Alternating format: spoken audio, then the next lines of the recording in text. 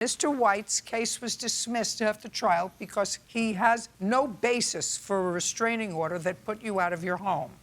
None. And what?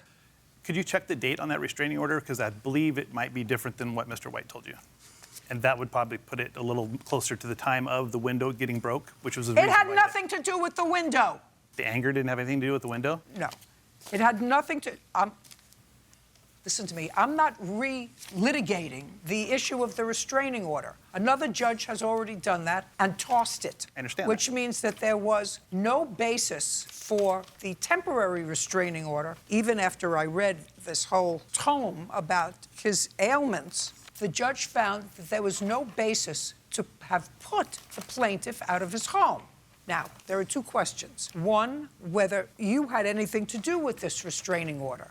Now, your persistence suggests to me that you did have something to do with this restraining order. No, I just have a lot of proof from him and my dealings with him in the house and his anger. And I know that there was a broken window. What you have to understand, Mr. Stone King, is if you choose to run a rooming house for 10 people, you run certain risks. Sure. And if you have a tenant that you believe is incompatible with the rest of your tenants, or for whatever reason, your remedy is not to file a restraining order and get them thrown out of the house. I didn't do that. Do you understand what I'm saying? Correct. So there are two issues here. Clearly, listen, you're not paying attention, so you have no idea what I'm saying to you.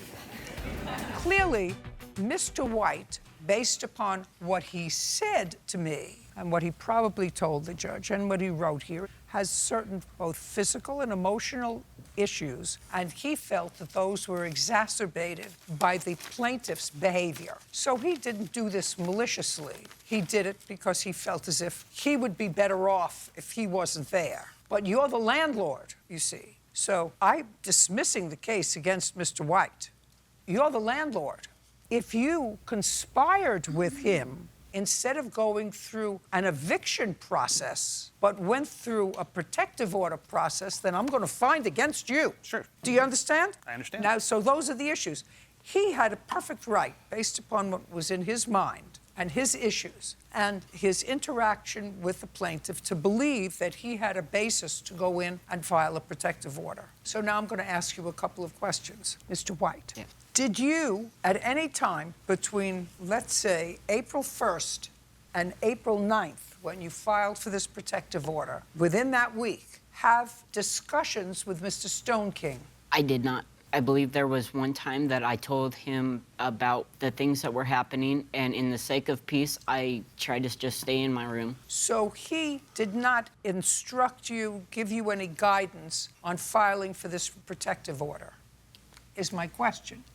Did he give you any guidance or instruction with regard to filing a restraining order? No.